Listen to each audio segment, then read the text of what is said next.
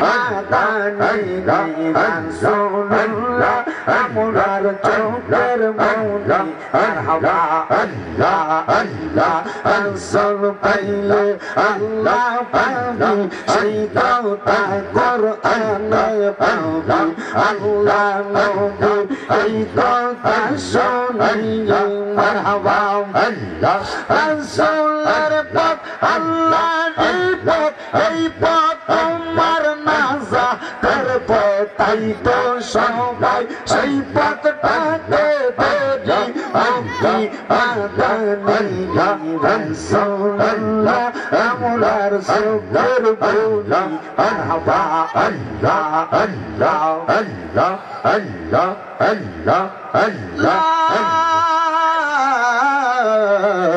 ইলাহা ইল্লাল্লাহ মুহাম্মাদুর রাসূলুল্লাহ সাল্লাল্লাহু আলাইহি ওয়াসাল্লাম আল্লাহুম্মা আমিন আল্লাহুম্মা আমিন আলহামদুলিল্লাহি রাব্বিল আলামিন আসসালাতু ওয়াসসালামু আলা রাসূলিল কারীম রব্বানা যালামনা আনফুসানা ওয়া ইল্লাম তাগফির লানা ওয়া তারহামনা লানাকুলান্না মিনাল খাসিরিন या इलाही रहम फरमा मुस्तफा की वास्ते खोल दे दरवाजाए रहमत गदा की वास्ते रहमतुल लिल आलमीन खत्म रसूल जाने जगह अहमद व हामिद मुहम्मद मुस्तफा की वास्ते मबूदो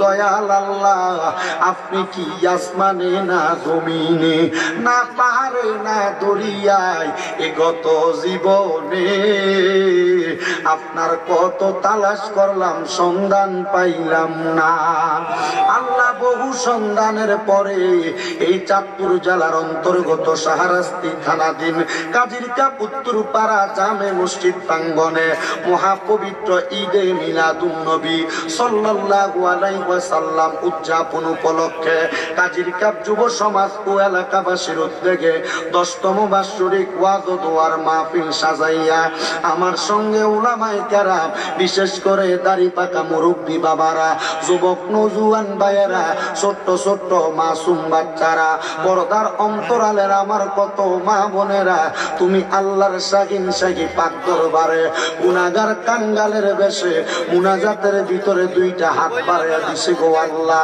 যার মুনাজাত তোমার কাছে মায়া লাগে পছন্দ হয় ওই হাতের উসিলায় আমরা প্রত্যেকের জীবনের গুনাহ তুমি আল্লাহ ক্ষমা কইরা দাও মাবুদ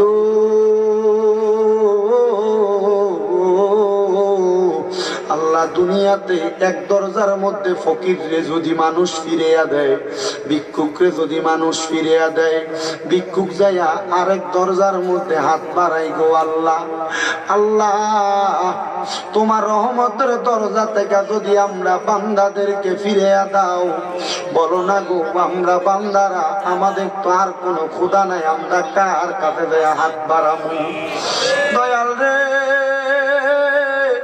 আল্লাহ ফরিয়াদ তোমার দরবারে আমরা গুনাহগার আমরা বদকার আমরা সিয়াকার আমরার গুনার দিকে তাকাইলে আমরার কাছে বড় ভয় ভয় লাগে রে আল্লাহ না জানি কোন দিন আজরাইলের কঠিন তাবার শিকার হইয়া যায় মাবুদ ডাকলেনি দৌড়ায় রে মন দপলেনি প্রাণ ঠান্ডা হয় এ না দেখিলে দুই নয়নে নয়নেরি আল্লাহ করো আল্লাহ জাগালয় তোমার মনে দয়াল রে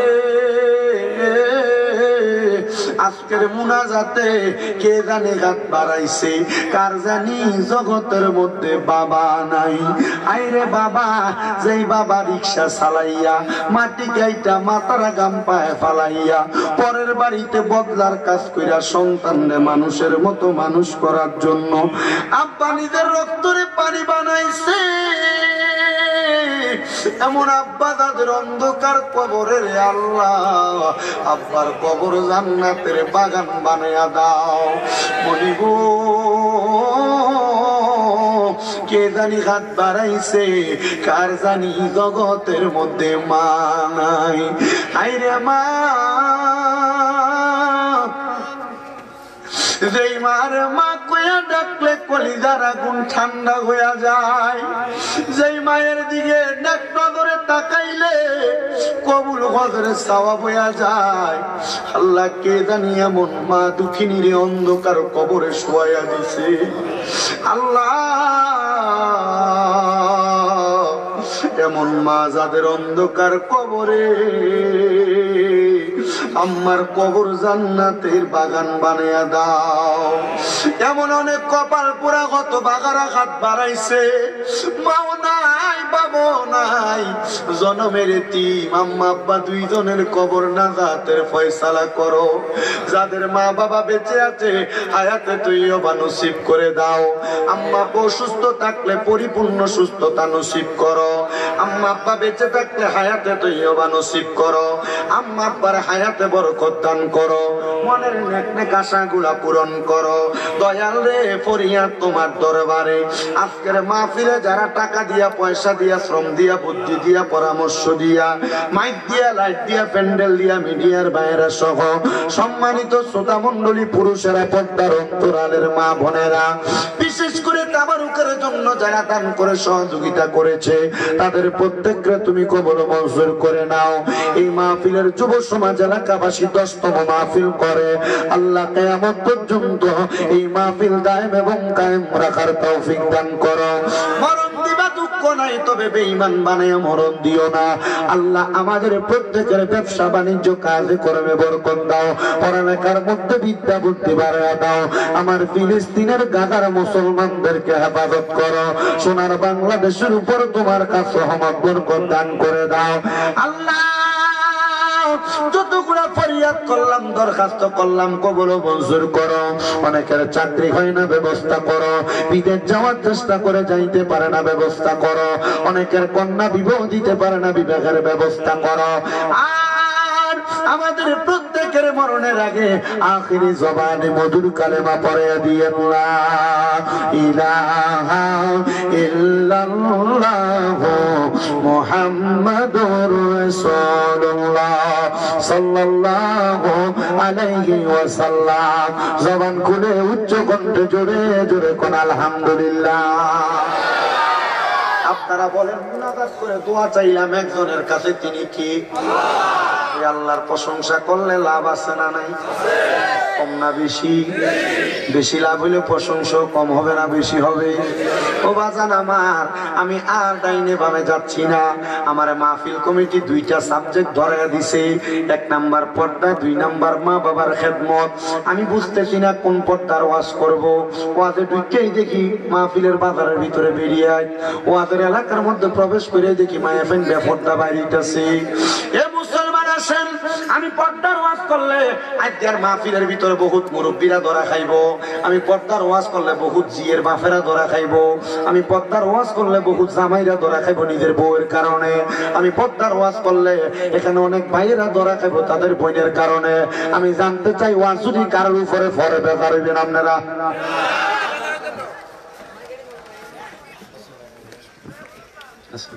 ভালো আছেন আপনি? আপনার এরপরে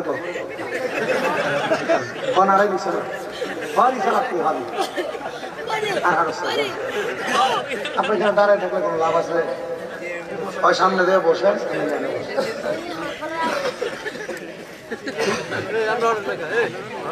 আল্লাহ কবুল করুক, আমিন কোন মহব্বতে কোন আমিন। নবীর নাম দিয়ে মাহফিল করবো, নবীর নামের স্লোগান হবে না, এটা কি হতে পারে? এর লাগে নারে রিসালাতের পক্ষে আছি আমরা, ঠিক কিনা? আমি কেউ বিরোধিতা করি না, আমি আমার মতো করে রানিং ওয়াজ করে যাই। তা আমার কথা হচ্ছে, আমি যদি ওয়াজ করি, যদি কারোর উপরে পড়ে আমি জানি না, ঠিক আছে? আমি আপনার থেকে আগে ওয়াদা টোয়াদা ভাঙ্গিয়া ফেস্টেস ভাঙ্গিয়ার পরে ওয়াদে দিই, কি কোনো বিধি সাহেব? তাহলে আমার আল্লাহ তাআলা এই পর্দার ব্যাপারে কুরআনুল কারীমে কি বলেন? আল্লাহ বলেন, বিসমিল্লাহির রাহমানির রাহিম, ওয়া করনা ফি বুয়ু বুয়ুতিকুন্না ওয়ালা তাবাররাজনা তাবাররুজাল জাহিলিয়াতিল উলা। জবান খুলে উচ্চ কণ্ঠে জোরে জোরে কোন আল্লাহু আকবার। আমার আল্লাহ জানে দেয় বান্দা তোমরা তোমাদের নারীদেরকে জাহিলিয়া যুগের মহিলাদের মতো বের হতে দিবা না। বলে হুজুর কেন? বলে জাহিলিয়া যুগে মহিলারা যখন বের হতো তারা এমন পোশাক আশাক পরে বের হতো তার লজ্জাস্থান গুলা দেখা যাওয়ার কারণে তারা ধর্ষিত হইতো। দেখেন সোনার বাংলাদেশের দিকে তাকায়া যে মেয়েরা বেহায়াপনা কইরা ছোট ছোট জামা কাপড় পরে টাইট ফিটিং জামা কাপড় পরে রাস্তায় বের হয়, এরা ইফটিজিং এর শিকার হয়, রাস্তার মধ্যে বাজে ছেলেদের আক্রোশের শিকার হয়। কথা কোন ঠিক কিনা? আমি বলবো রে আমার কাজীর পালাকার পর্দার অন্তরালের আমার আম্মুজিরা গো, তোমরা যারা আমার বয়ান শ্রবণ করতেছো আল্লাহ তাআলার কোরআন রাসূল পাকের হাদিস মোতাবেক, আল্লাহ তাআলার কোরআন রাসূল পাকের হাদিস মোতাবেক একটা মহিলাকে অনেক সম্মান দিয়েছে, ইজ্জত দিয়েছে। যদি তুমি তা পালন না করতে পারো তোমার ইজ্জত তুমি হারাইবা। বাংলাদেশে ইফতিজিং এর শিকার হচ্ছে অনেক মেয়েরা। গত কয়েক 5 দিনের একটা অবজারভেশন দেখলাম, মাত্র 85 জন 5 দিনের ভিতরে ধর্ষণের শিকার হয়েছে। ও মুসলমান, তোমার বোন তোমার মা যদি নিরাপদ না থাকে, যদি ধর্ষণের শিকার হয়, তাহলে এই সোনার বাংলাদেশে মহিলারা কেমনে চলাচল করবে? এটার জন্য আমি ধর্ষকদেরকে দোষ দেই না, এটার জন্য আমি 1 নম্বর দোষ দেই আমরা নিজেদেরকে। বলে হুজুর কেন কেন কেন দর্শকদেরকে কেন দোষ দেন না? আরে বাবা, তোমার স্ত্রী, তোমার মাইয়া, তোমার বোন, তোমার মায়ের ব্যাপারটা ভাবে বের হয়, তাদের শরীরের অঙ্গভঙ্গি, তাদের শরীরের গোপনীয় স্থানগুলো পুরুষ মানুষ দেখে বিদায়। এবার তাদের ভিতরে একটা এমন আক্রোশ তৈরি হয়, তার প্রতি বাজে নেশা তৈরি হয়। ওই বাজে নেশা দিয়া তার প্রতি খারাপ নজর পড়ার কারণে তার প্রতি একটা লোভনীয় ভাব দিয়ে তাকে ইফতিজিং করা শুরু করে। এরপর রাস্তার মধ্যে গোপনীয় জায়গায় নিয়ে তারা ধর্ষণ করে। এবার আপনারা বলে এমন পর্দার বিধান লঙ্ঘন করে যে মহিলারা চলাফেরা করে, এরা যে ধর্ষণের শিকার হয়, দর্শকদেরকে দোষ দেওয়ার আগে মহিলাদেরকেও দোষ দেওয়ার দরকার আছে না নাই? আপনার কষ্ট হইতেছে কোনো? আপনারা আর যদি গেটে এসে কেউ দাঁড়ায় কাউকে বসতে বলবেন, দেখেন বসতে বলছেন গেটের লোকগুলা চলে গেছে। আমি বলছি যে বসতে বললেন না, এখন তো দাঁড়াই আওয়াজ শুনছে, এখন তো যাই গেছে আওয়াজ শুনবো কেটা?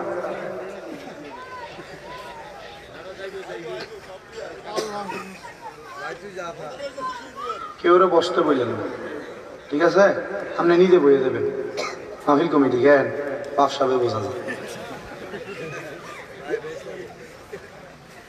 তাহলে মা বোনেরা পর্দা করার দরকার আছে না নাই? এ মুসলমান, কেন তুমি তোমার মাকে তোমার বোনকে পর্দা করাইবা? আমি একটা ছোট্ট কথা বললে আপনি বুঝতে পারবেন। একটা মেয়ে যদি বেপর্দা থাকে, ওই মেয়েটা একা দুজকে যাবে না, ওই মেয়েটা দুজকে যাওয়ার সময় কমসে কম 4 জন ব্যক্তিকে নিয়ে দুজকে যাবে। 4 জন। কয়জন? আপনারা একটু হিসাব মিলাইবেন। আপনি নিজে দুজকে যাবেন কিনা হিসাবটা মিলাবেন।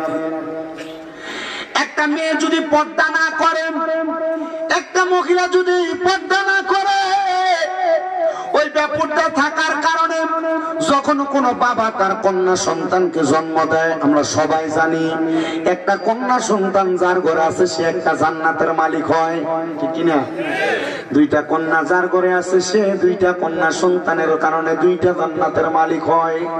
যার ঘরে 3টা কন্যা সন্তান আছে সে নবীজির সাথে একই জান্নাতে থাকে। কিন্তু বাবা, আপনি মাইয়া জন্ম দিলেন, কথা সত্য, আপনার মাইয়াটা গায়ে হলুদের অনুষ্ঠানে যে তিরিং বিরিং করে নাচে, আপনি মাইয়া জন্ম দিলেন, কথা সত্য, আপনার মাইয়াটা ওই যে কি বিরিজ জানি হেনে না গেলে প্রত্যেক বৃহস্পতিবারে শুক্রবারে ভাল লাগে না। আপনি মাইয়া জন্ম দিয়েছেন, কথা সত্য, আপনার মাইয়াটা ঘুমটা ছাড়া রাস্তা দিয়ে হাঁটে, শাড়ি কাপড় পরে মাথা দেহায়া দেহায়া হাঁটে, বোরকা পরে টাইট ফিটিং বোরকা, জামা পরে ছোট্ট ছোট্ট। এই মাইয়ার কারণে জান্নাত তো পাবেন না। ও মাইয়া যখন মারা যাবে মাইয়ারা প্রশ্ন করবে তুমি কেন এমন অবস্থা, তুমি কেন দোজখবাসী করে বেপরদার কারণে? বলে কারণ কি তোমার আব্বা কি তোমার পর্দা করাই নাই? মাইয়া বলবে না আমার আব্বা আমার পর্দা করাই নাই। তখন মাইয়ার বাবার ডাক দিয়া মাইয়া এবং বাপ দুইজনকে দোজখের আগুনে দেওয়া হবে। ও মুরব্বি নামাজে পড়েন আপনি, আপনার নামাজের কারণেও তো আপনি দোজখে চলে যাবেন। কারণ আপনি নামাজ পড়েন, আপনার জিটা বেপরদা চলাফেরা করে, এটার কারণে আপনারও তো জাহান্নামের মধ্যে পড়া লাগবে আপনার মাইয়ার সাথে। এবার আপনারা বলেন বাপে বাবার জন্য জিয়ের পর্দা করানোর দরকার আছে না? না।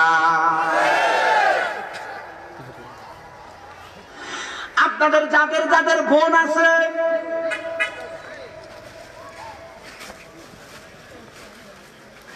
আপনাদের যাদের যাদের বোন আছে, আপনারা বোনকে মোটর সাইকেলের পেছনে নিয়ে নিয়ে ঘুরেন। আপনার বোন ঈদের মার্কেট করতে যায়, যে সামনে ঈদ আসতেছে, ঈদের মার্কেটে গেলে পুরুষের চাইতে বেশিরভাগ মহিলা বাজারে বাজারে দোকানে দোকানে ঘুরে। আপনি তাকে দেখেন এগুলো আপনার বোন, আপনার বউ, আপনার মা, আপনার জিয়ে চলে। সারাস্তির কাজের কাপড়ে মহিলারা ঈদের সময় যারা বেপরদা ভাবে ঘুরবা, বহু মহিলার খবর এমনও পাওয়া যায় ঈদের মার্কেট করতে দেয়া হ্যাঁ দেয়া গেছে গা, রোজা ডো রাখতে পারে না, ভানি খেয়ে ভেঙে গেলা।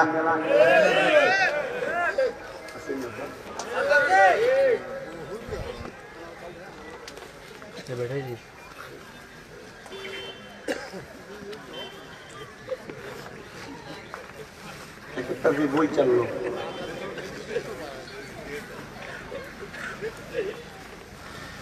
তাহলে আপনারা মনে রাখবেন, আপনারা যারা কোন বোনের ভাই আছেন, আপনারা আপনাদের বোনকে পর্দা করাইবেন। কারণ একটা বোন যদি পর্দা না করে তাহলে ভাই তার জন্য জবাবদিহিতা করা লাগবে। আপনার আন্ডারে যতদিন আপনার বোন চলাফেরা করবে, এবার বলেন ভাইয়ে জাহান্নামের আগুন থেকে বাঁচার জন্য তার বোনকে পর্দা করানোর দরকার আছে না? না।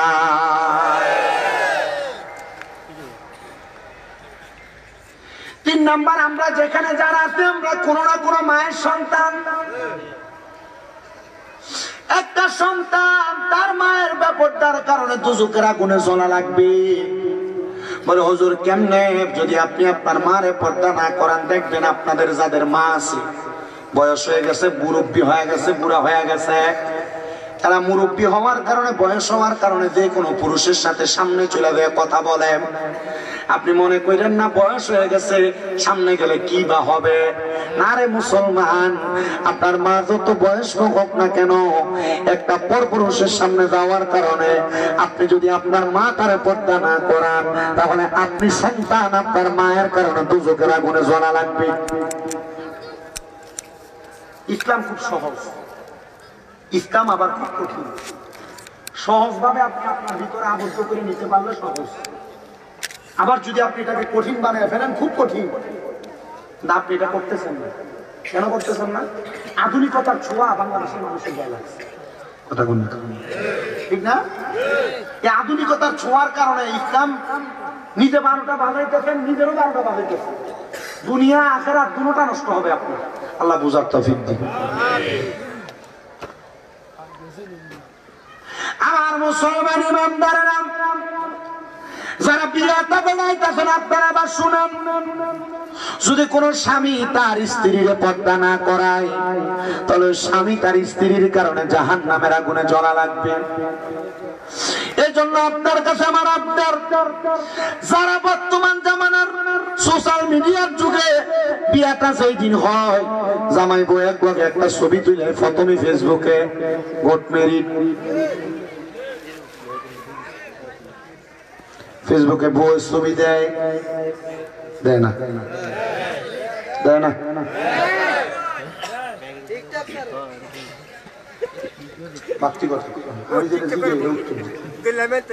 তোরও তো টিকটক আইডি আছে।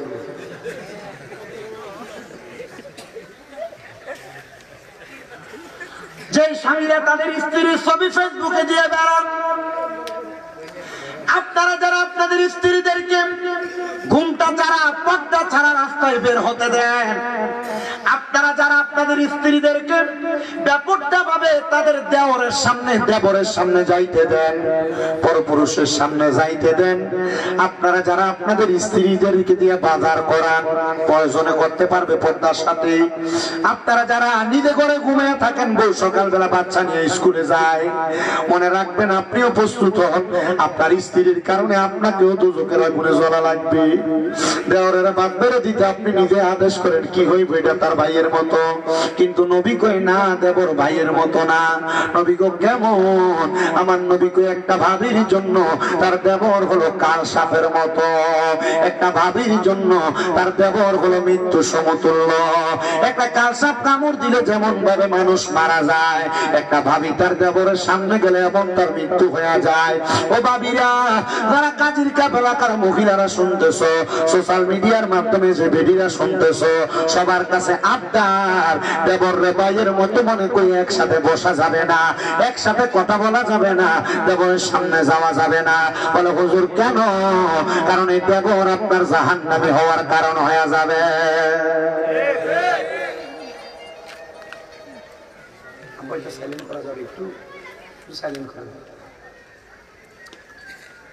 আপনার কষ্ট হইতেছে বা আমার বিষয়টা আমার কাছে পছন্দ হয়েছে, আর আমি এই ওয়াজই করি। আমার ওয়াজের সাবজেক্ট 5টা। আমি মাহফিলে গেলে হয় যে মা বাপের ওয়াজ করেন, না ফদ্দার ওয়াজ করেন, না ইমানদার বেইমানের মৃত্যুর ওয়াজ করেন, আনলে কবর হাসরের ওয়াজ করেন, আনলে জান্নাতের ওয়াজ করেন। আমি দেখছি এই বছর যত জায়গায় মাহফিলে গেছি আমার এই সাবজেক্টে ফার্স্টই না। আলহামদুলিল্লাহ তো করলেন, আর এই দরকারি বিষয়।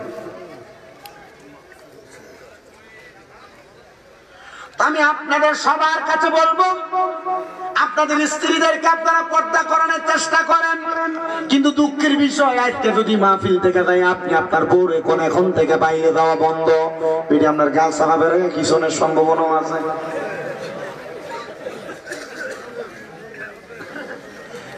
না সবাই না, আবার মনে কষ্ট নিয়ে নাম নেন। আজকে থেকে যদি বলেন তোমার পর্দা করা লাগবে, ঢাকনা দিয়ে থাকা লাগবে, আপনার বউ আপনার কথা শুনবে না। বলে হুজুর কেন শুনবে না? কারণ আপনি নিজে নামাজ পড়েন না, আপনি নিজে রোজা রাখেন না, আপনি ইসলামের শরীয়তের বিধানগুলো মেনে চলেন না, আপনার বউ আপনারে মানে না। সবার কাছে আমার আবদার, মুসলমান ইমানদার, এই ব্যাপারটার কারণে আল্লাহ দুনিয়া তো আযাব দেয়, আখিরাতে আযাব দেয়। আপনাদের যাদের মেয়ে, যাদের স্ত্রী, যাদের মা, যাদের বোন বেপরদা চলে, মনে রাখবেন কোন বাবা যদি মেয়ের বেপরদা বানায় কবরে যায়, ওই বেপরদা মেয়ের কারণে বাবার কবরে আযাব হবে। কোন ভাই যদি তার বোনকে বেপরদা বানায় কবরে যায়, ওই ভাই বোনের কারণে ভাই কবরে আযাবে জ্বলবে। কোন সন্তান যদি মায়ের বেপরদা রেখে দিয়ে কবরে যায়, ওই মায়ের কারণে ওই সন্তান দুজকের আগুনে জ্বলবে। কোন পিতা যদি তার কন্যা সন্তানটার দুনিয়ার জমিনে বেপরদা বানায় কবরে যায়, তাহলে পিতা তার কন্যার কারণে দুজকের আগুনে যাবে। গতকালকের মাহফিলে আমি এই বিষয়টা নিয়ে কিছু কথা বলার চেষ্টা করেছি। হযরত আল্লাহর বন্ধু সাঈদ ইবনে মুসাইয়্যিব রাহমাতুল্লাহ আলাইহি, যিনি দামেস্কে বসবাস করতেন, পড়ালেখার খাতিরে উনি বলখ এলাকার মধ্যে আগমন করেছিলেন। হযরত সাঈদ ইবনে মুসাইয়্যিব বলে, জগতের মানুষের দলেরা, আমি এমন একটা দুষ্কৃতিকর স্বপ্ন দেখেছি, এই স্বপ্ন দেখার পর আমার মাথার সেন্স আউট হয়ে গেছে। বলে কেন কেন? বলে বেপরদার কারণে আল্লাহ যে একটা মানুষে আযাব দিতে পারে, আমি নিজে এসরাকের নামাজের আগ মুহূর্তে এটা দেখে ফেলছি। এজন্য আশিক সুরে সুরে লেখে, সাবধানে থাকিও নারী পরদার আড়ালে, বলেন সাবধানে ওরে হাদিসে হারামে লেখে অন্য দেখিলে, আইরে হাদিসে হারামে লেখে অন্য দেখিলে, সাবধানে থাকিও নারী লে কন্যা, সাবধানে থাকিও নারী। আরে আজকালকার নারী গণে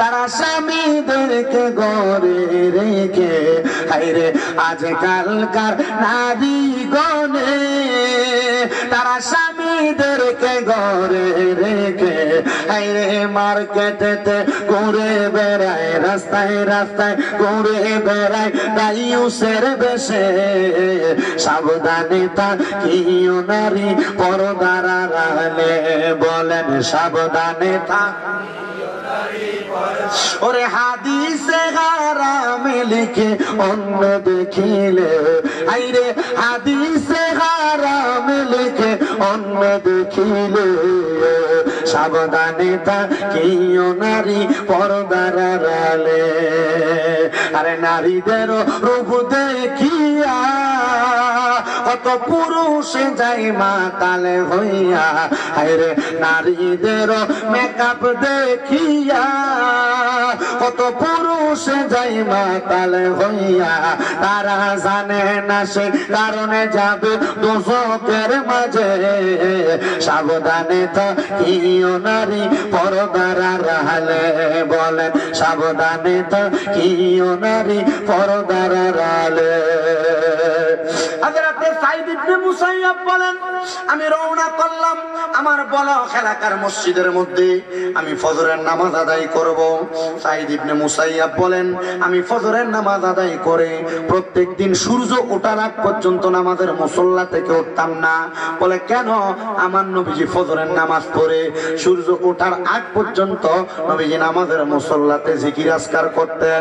নবীজি ততক্ষণ নামাজ মুসল্লাতে করতেন না যতক্ষণ সূর্য ওঠার সাথে সাথে আমার নবীজি 2 রাকাত ইশরাকের নামাজ না পড়তেন। নবীজি ইশরাকের নামাজটা কেন পড়তেন? আমরা ফজরের নামাজও পড়ি না, আবার ফজরের নামাজ কোন রকম পড়লে মুরগি যেমনে ঠুকর দিয়া দিয়ে আদার খায় কোন রকম সেজদা গুলা দিয়ে আমরা তাড়াতাড়ি বাড়িতে চলে যাই, কিন্তু আমার নবীজি ফজরের নামাজ আদায় করে নামাজের মুসল্লা থেকে উঠতেন না। নবী আমার সূর্য ওঠার আগ পর্যন্ত নামাজের মুসল্লাতে বসে থাকতেন। জোরে কোন সুবহানাল্লাহ। আমার নবী ইশরাকের নামাজ পড়তেন। হযরত সাঈদ ইবনে মুসাইয়াব বলেন আমি ইশরাকের নামাজের জন্য অপেক্ষা করলাম, কিন্তু আমার এই দিন চোখের মধ্যে একটু ঘুম ঘুম ভাব। এই ঘুম ঘুম ভাব যখন আমার চোখের মধ্যে, আমি একটু হতাশাগ্রস্ত হয়ে গেলাম। আগের দিন রাত্রে আমি একটু কাজ করেছি, পড়ালেখা করার কারণে রাত্রে জায়গা জায়গা ইবাদতের কারণে ফজরের পরে আমার চোখে একটু ঘুম লাগা গেছে। আমি এমন ঘুম লাগার কারণে আমি সাঈদ ইবনে মুসাইয়াব বাবার নামাজের মুসল্লাটাতে একটা সেজদা দিছি। সেজদারত অবস্থায় আমি সাঈদ ইবনে মুসাইয়াব চোখগুলা বন্ধ হয়ে আসছে, আমার ঘুম লাগা গেছে। এমন টাইমে আমি হঠাৎ করে একটা দুঃস্বপ্ন দেখলাম। আমি দেখলাম আমার চোখের সামনে একজন পাঞ্জাবিওয়ালা মাথার মধ্যে টুপিওয়ালা ব্যক্তি হাজির হয়ে গেছে। আমি তাকে দেখলাম ওনার নাভি থেকে পায়ের তালু পর্যন্ত আগুন ধাও ধাও করে জ্বলতেছে, আর নাভি থেকে মাথার তালু পর্যন্ত সুন্দর ভালো অবস্থা। আমি ওনার জিজ্ঞেস করলাম, এ বাবা আপনার নাভি থেকে তালু পর্যন্ত কেন আগুন জ্বলে আর উপরের অংশ কেন ভালো আছে? উনি আবার উত্তর দেয়, হুজুর আমি স্বপ্নে আপনাকে এই জন্য দেখা দিয়েছি যদি আপনার কারণে আল্লাহ তাআলা আমার কবরের আযাবটা maaf করে দেয়। বলে কারণ কি? কারণ কি? বলে কারণ হইল আমার 2টা কন্যা, একটা কন্যা ভালো আর একটা কন্যা খারাপ। বলে হুজুর কেমনে কারণটা বলেন? বলে আমি যখন দুনিয়া থেকে ইন্তেকাল করি, ইন্তেকাল করার সময় আমার একটা কন্যা সন্তান ছিল, যার বয়স ছিল 12 থেকে 13 বছর। ইন্তেকাল করার সময় আমার স্ত্রীর গর্ভে একটা সন্তান ছিল, যে সন্তানটার গর্ভে থাকা অবস্থায় বয়স ছিল 5 মাস। এ হুজুর আমার 13 বছরের কন্যাটারে আমি নামাজি বানাইছি, কোরআন পড়নেওয়ালা বানাইছি, রোজা রাখনেওয়ালা বানাইছি, পর্দাশীল বানাইছি, কিন্তু আমার যে কন্যাটা আমার স্ত্রীর গর্ভে ছিল, আমার ইন্তেকালের পরে আমার স্ত্রী তার সুন্দর করে মানুষ করতে পারে না। যুগের হালের পরিবর্তনের কারণে আমার মেয়েটা বেপরদা ঘুরে বেড়ায়। যায়, আমার মেয়েটা মানুষের সঙ্গে অশ্লীল আচরণ করে, বাজে ব্যবহার করে। হুজুর আমার ভালো মেয়েটার কারণে আল্লাহ তাআলা আমার শরীরের অর্ধেক অংশ ভালো রাখছে, কিন্তু যে মেয়েটা বেপরদা এই মেয়েটার কারণে আমার শরীরের আধাটা অংশ আগুনে দাও দাও করে জ্বলতেছে। জোরে জোরে বলেন বাবা নাউজুবিল্লাহ। সাইদ ইবনে মুসাইয়্যিব বলে, আল্লাহ এমন স্বপ্ন তুমি আমার দেখাইলা, যে স্বপ্ন দেখা আমি ঠিক মতো খাবারও খাইতে পারি না, এবাদতে আমার মনোযোগ হয় না। সাইদ ইবনে মুসাইয়্যিব মনে মনে চিন্তা করে উদ্যোগ নিলেন, আমি পুরা বলখ এলাকার ঘরে ঘরে তালাশ করব কে সেই ব্যক্তির পরিবার। পুরো এলাকা তালাশ করলাম, কোন পরিবারের সন্ধান পাইলাম না। হঠাৎ করে একটা ঘরের দরজার সামনে গেলাম, যে দেখলাম ঘরের দরজাটা ভিতর থেকে মাইরা দেওয়া। আমি সালাম দিলাম, আসসালামু আলাইকুম ওয়া রাহমাতুল্লাহ। আমার সালামের কোনো জবাব দেয় না। দ্বিতীয়বার সালাম দিলাম, আসসালামু আলাইকুম ওয়া রাহমাতুল্লাহ। আমার সালামের কোনো জবাব দেয় না। আমি তৃতীয়বার সালাম দিলাম, আসসালামু আলাইকুম ওয়া রাহমাতুল্লাহ।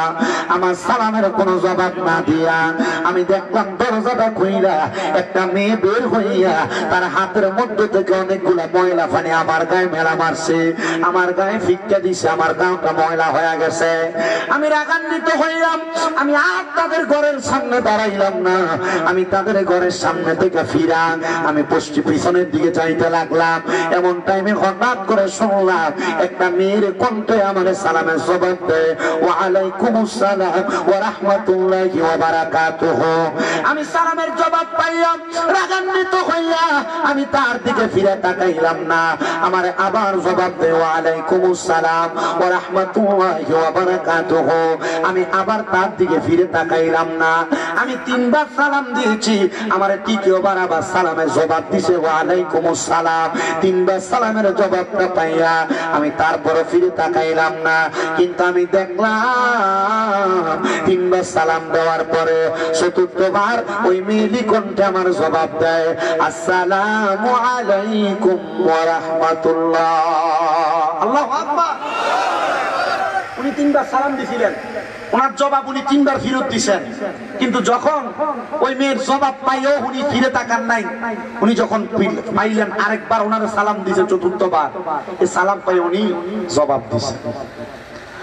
উনি বলেন, আমি মেয়েটার দিকে ফিরে তাকাইলাম না, পেছনের দিকে আমি 20 কদম হেঁটে হেঁটে গেলাম।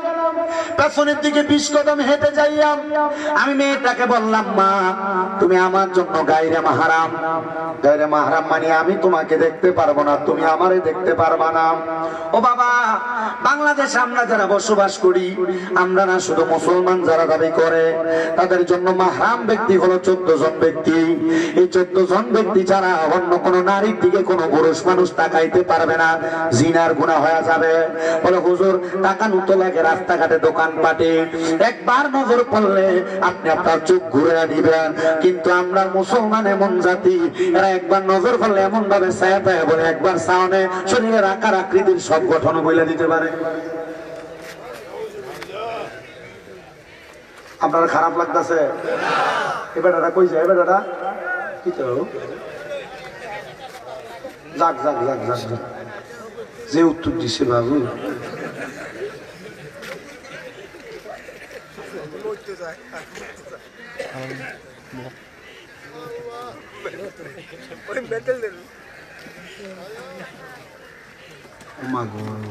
এক ঘন্টা হয়ে গেছে নাকি?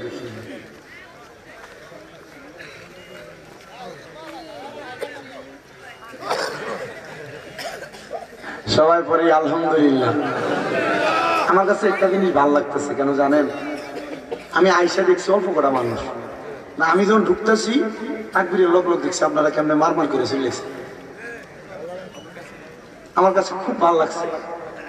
আলহামদুলিল্লাহ পরে আমার বক্তব্য পরে আমি মরে গেলে 2 বছর 3 বছর পরে আমার ভুলে যাবেন না। আমার এই একটা কথা যদি আপনি মনে রাখতে পারেন, এটার কারণে যদি আপনি নাজাত পান, মরার পর যদি একটা কাজের কারণে আপনি জান্নাত পেয়ে যান, আপনি টয় আমার জান্নাত লয়ে যাই।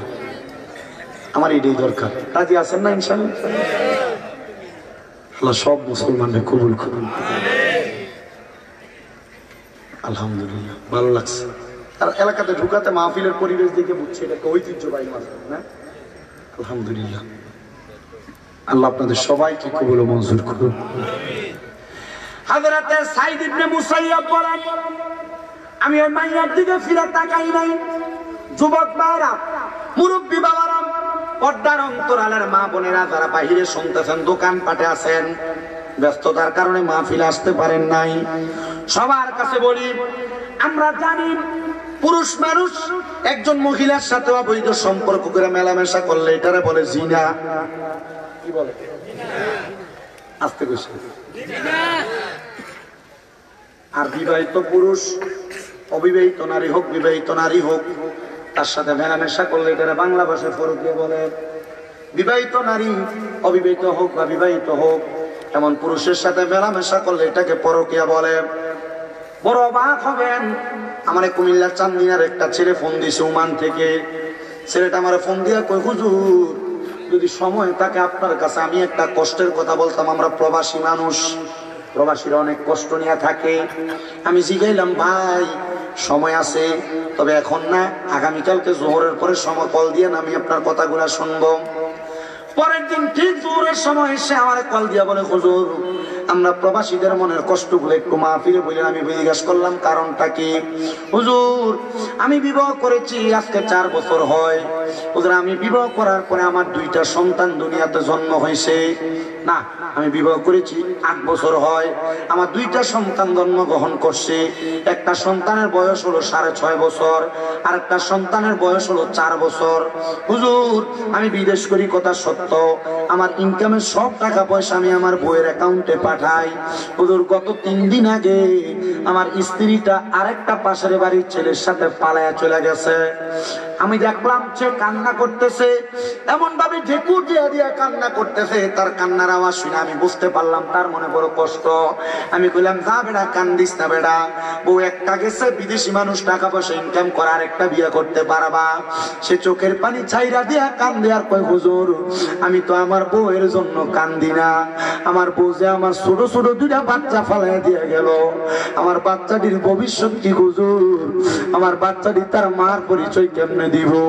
বড় হইলে তো মানুষ আমার বাচ্চাটিরে চিনিব যে তোর মা অন্য বেড়ার সাথে চলে গেছে। এমন অনেক প্রবাসীরা মাঝে মাঝে বিচার দেয়। আরে আমার পর্দার অন্তরালের যে মহিলারা শুনতেছ, স্বামীর সাথে একটু কথা কাটাকাটি হইলে তোমার জামাই বিদেশ থেকে কল দিলে কল ধরো না। তোমার স্বামী বিদেশ থেকে কল দিয়ে কথা বলতে চাইলে তুমি বাচ্চারে দিয়ে কল রিসিভ করাও। মনে রাখেন রে বাবা, যে মহিলারা স্বামীর মনে কষ্ট দেয়, এই মহিলারা কোনোদিন জান্নাতে যাইতে পারবে না।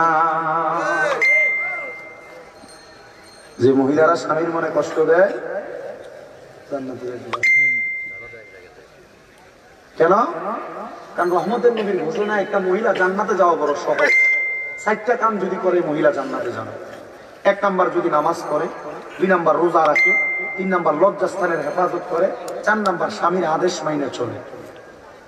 এই কাজগুলো যদি কোনো মহিলা করে, মহিলা জান্নাতে যাবে। রাসূল পাক তার জান্নাতের জিম্মাদারি নিয়ে। কিন্তু আমরা বেরিয়ায় জামাইর লোকে যদি আল্লাহ রহমত দিবে, যদি দিনের বেলা ঝগড়া হয়, রাত্রে বেলা নামাজ কান দিয়ে করবালিস,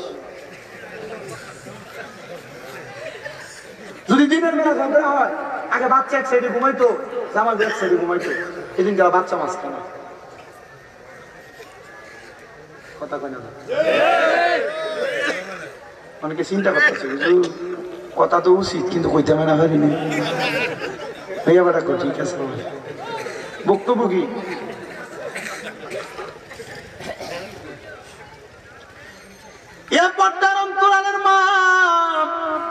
তোমরা যারা স্বামীর আদেশ অমান্য করো, স্বামীর কথা শোনো না, বহু মহিলারা স্বামীর কথা আর অবাধ্য হইয়া জামাই ঘুমে থাকতে পুরা ঠাকুর বাজার সারাস্তি বাজার ঘুরে চলে, জামাইয়ের খবরও থাকে না।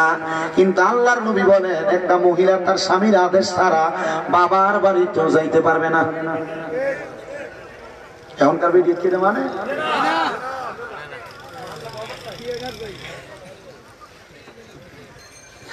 বাবা ভাইরা বন্ধুরা আমার, তুই যে কথার মধ্যে ছিলাম ধারাবাহিক পাবেন। আপনি মেয়েদের দিকে তাকাইবেন না কেন? মেয়েদের দিকে তাকাইলে আপনার আমল নামায় জিনার গুনাহ হবে। কি গুনাহ? বাবা কাছে বললে কি এটার ভিতরে বেরিয়েতে ছবি আইয়েনি, আইও চালাই আইয়ে না যেমন আই। ওই যে যেটা বলতেছিলাম, মেলামেশা করলে শুধু জিনা হয় না।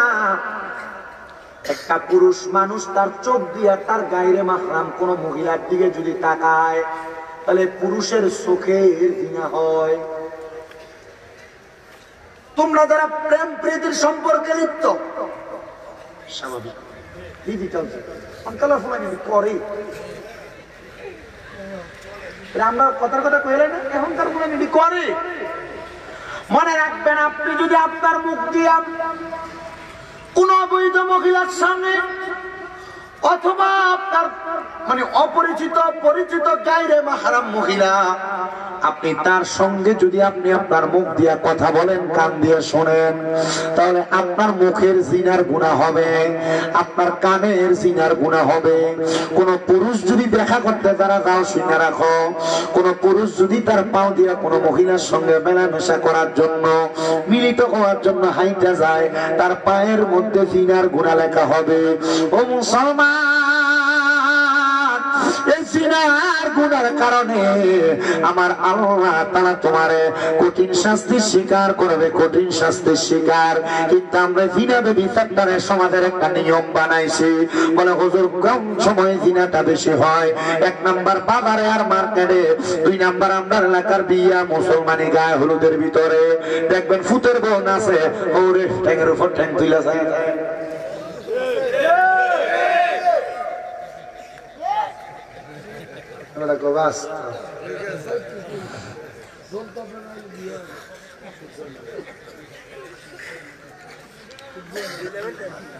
হ্যাঁ,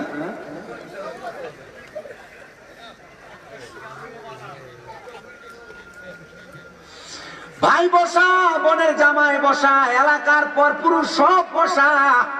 মাইয়া কত সুন্দর জামা কাপড় লাগে, কাপড় পরে আইসা নাচতাছি, তো তুমি গুনার ব্যবস্থা করে দিলা। দেখবেন ডিজে পার্টির কনসার্ট করে, গান বাজনা করে। আবার এই এলাকার ইমাম সাহেব বিয়ার ভিতরে যে দোয়া করে, আল্লাহ এই বিয়ার মাধ্যমে যে সন্তান হবে তার একটা নেক সন্তান বানায় দিও। গান বাজনার মতো হারাম কাম করে বিয়া করাইলো, এটার ভিতরে নেক সন্তান হবে আল্লাহর কসম।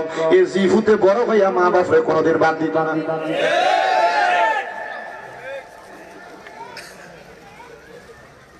নেক সন্তানের তো সুবিধা।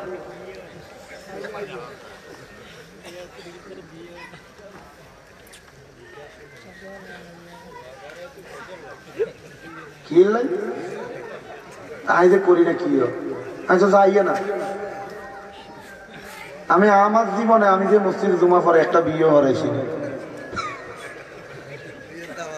কারণ যে সময় জমা পড়াইতে গেছি, প্রথম জমা গেছি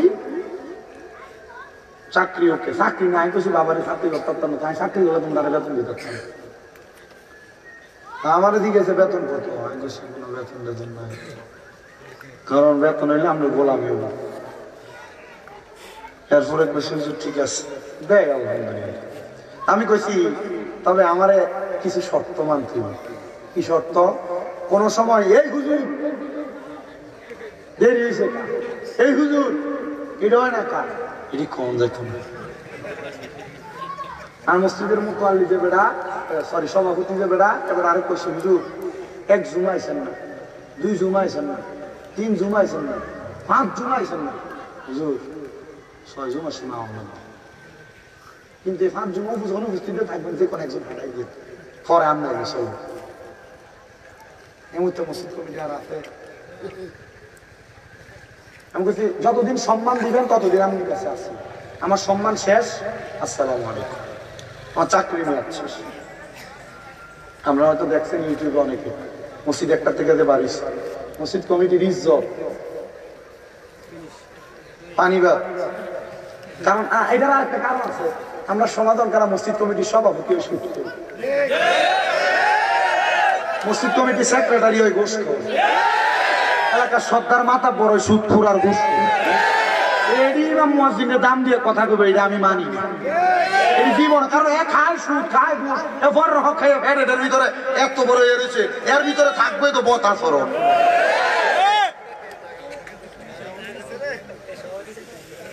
কথা কম না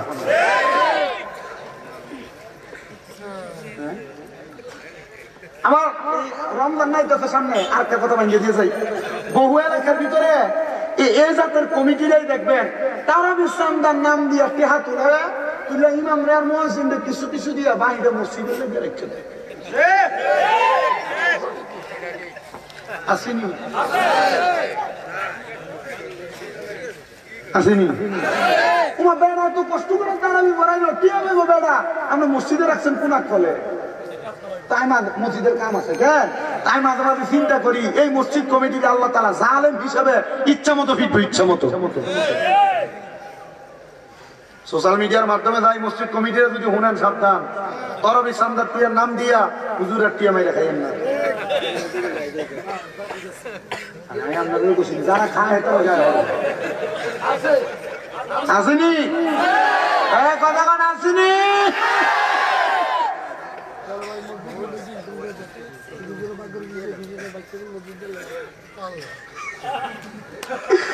সব পেয়ে দিতে মসজিদের কারেন্টের বিল আসেনি হুজুরের 3 মাসের বেতন ভাই এ বাই দিয়ে কাটে এটিয়ে আমি মাঝে মাঝে অবাক হই আল্লাহ এই কমিটিটির কি বিচারটা হইব এ সুদখোর ঘুষখোর হারাম খুঁটিরে দে এলাকার সর্দারের মাথার পর বানান তখন দেখছেন উচিত বিচারের 1000 টাকা খাইয়ে ঘুরে দেবে কথা কয় না তিরমিজি শরীফ 2211 নম্বর হাদিস আল্লাহর নবী কয় কিয়ামতের আলামত হলো এটা যে দেখবা সমাজের ভিতরে নিকৃষ্ট নিকৃষ্ট ব্যক্তিগুলা নেতৃত্ব দিব ভালো কাজের ভিতরে এই লোকগুলার নিয়ে মানুষ দাঁড় করে দিব তখনই মনে করবা কিয়ামত অতি সন্নিকটে কিয়ামত আইলো আর তোমাদেরকে আযাব গজব পাকড় করবে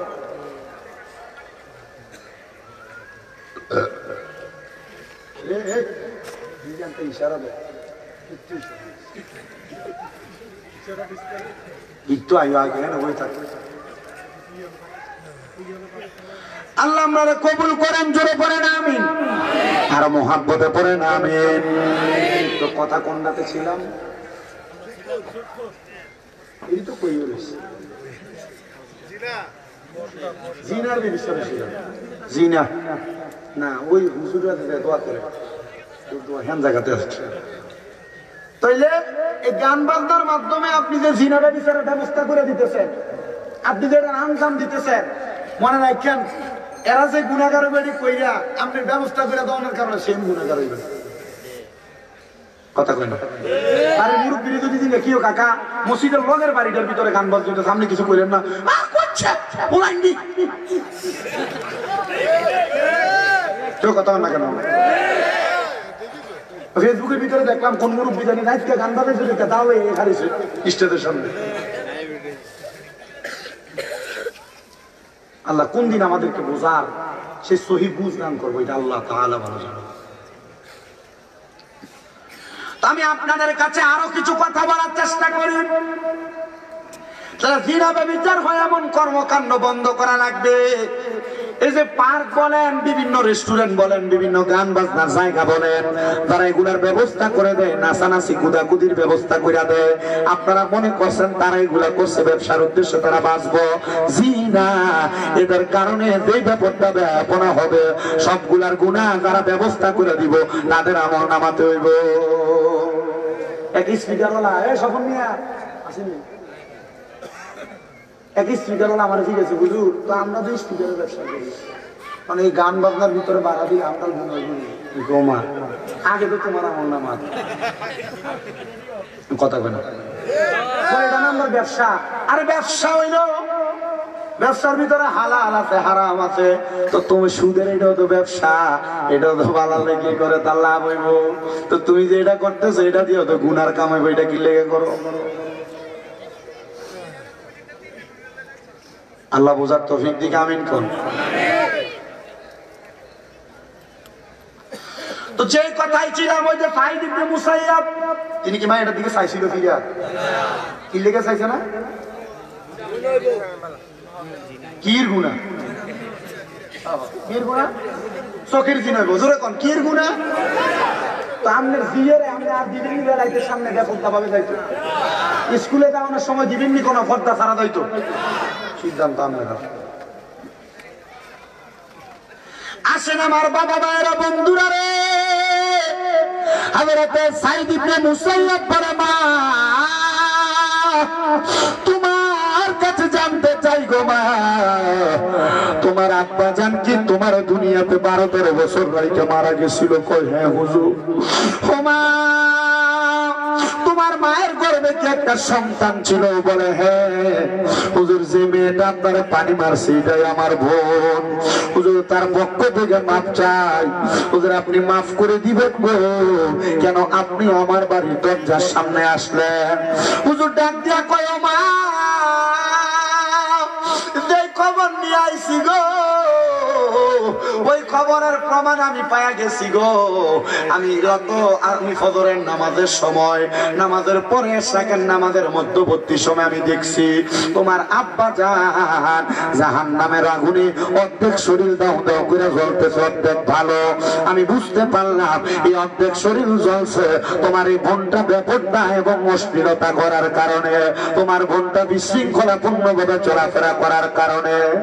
ওই মাইয়াটা এই কথাটা শোনার সাথে সাথে পানির বোলটা হাত থেকে ফেলাইয়া দিয়া একটা লাফ দিয়ে আল্লাহর ওলির কদমে ধরে ফেলছে, আর পাগুলার মধ্যে ধরে কই হুজুর আমার মা বলেছে আমার বাবা নাকি আমার 5 মাসের গর্ভে নাকি ইন্তেকাল করেছে। হুজুর আমি আমার যেই বাবারে দেখি না, আমার বাবা আমার জন্ম দিছে। হুজুর ওই বাবা মারা যাওয়ার পর যদি আমি মাইয়ার কারণে দোজখের আগুনে জ্বলে, হুজুর বলেন না এমন কোন কাজ করলে আমার আল্লাহ আমার আব্বারে মাফ করে দিবে? হুজুর ডাক দিয়ে কই মাইয়া রে তুমি বেপরদা চলা বন্ধ করো, বেহায়াপনা করা বন্ধ করো, অশ্লীলতা করা বিশৃঙ্খলা করা বন্ধ করো। বলে কেন কেন? বলে যদি বন্ধ করো তাহলে আমি অনুমান করতেছি আল্লাহ তোমার আব্বারে মাফ করে দিবে। ও মাইয়া বলে আমি আর পর থেকে একটানা 7 দিন পর্যন্ত আর পর্দা করা বন্ধ করি না। আমি পর্দা করেছি, 5 ওয়াক্ত নামাজ পড়েছি, আমি কোনো পর পুরুষের সামনে যাই নাই। আমি 7 দিন একটানা আল্লাহর কাছে কান্নাকাটি করেছি আর বলেছি আল্লাহ আপনার কাছে আমার ফরিয়াদ, আপনি যে দুনিয়ার জমিনের মধ্যে আমার আব্বা জানকে নিয়ে গেছেন আমার এতিম বানায়া, ওই আব্বা আমি মাইয়ার কারণে দুজখের আগুনে জ্বলে, আল্লাহ আমি তওবা করি আর গুনার কাম করতাম না। ও ফুলারা ও বেটারা তোমাদের যাদের মা বাবা কবরে, চিন্তা করে দেখো তোমার গুনার কারণে আল্লাহ তাআলা কবরে আযাব দেয়।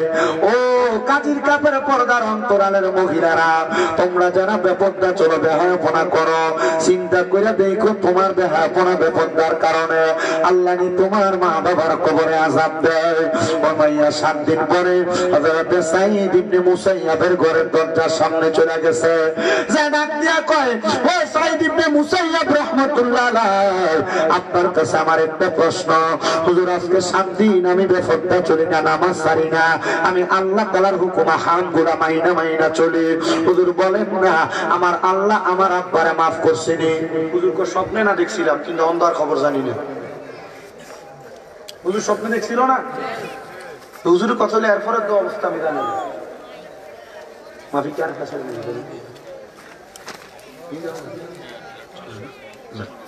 আলহামদুলিল্লাহ। শুনেন আমার বাবা বাবা বন্ধুরা, হযরত সাঈদ ইবনে মুসাইয়াব কয় এখন তো মায়াটাকে সান্ত্বনা দেওয়া লাগবে। মায়া কান্দে আর কয় হুজুর আমার আব্বা জানের অবস্থা কেমন আপনি বলেন, আপনি না বললে আমার আল্লাহ তাআলা আমার আব্বারে মাফ করবে না। হুজুর ডাক দিয়ে কয় মা তোমার আব্বা জানের অবস্থা যদি তুমি জানতে চাও তাহলে তুমি এখন নিয়ত করো, এখন থেকে তাহাজ্জুদের নামাজ পড়বা। তাহাজ্জুদের নামাজ পড়া আমার আল্লাহর কাছে যদি কেউ দোয়া করে, আমার আল্লাহ তাআলা ওই ব্যক্তিটারে সব মনের খবরগুলো জানিয়ে দিবে, গোপনীয় খবরগুলো জানিয়ে দিবে। এই যুবক ভাইরা, অনেকে বিদেশ যাওয়ার চেষ্টা করেন, যাইতে পারেন না। অনেকে ব্যবসা করেন, বরকত হয় না। অনেকের কঠিন রোগ বিমার ভালো হয় না। অনেকে দুনিয়াতে বিপদে পড়ে রয়েছেন, উদ্ধার হইতে পারেন না। আমি আপনাদের কাছে আবদার করব, আপনারা এখন থেকে তাহাজ্জুদের নামাজ পড়েন।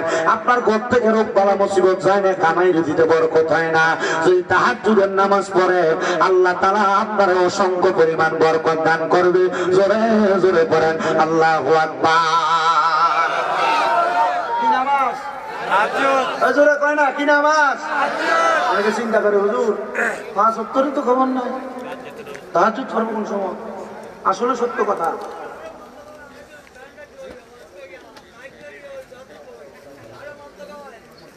মন্দ কয় কেন? ইদুন আরো বড় শয়তান।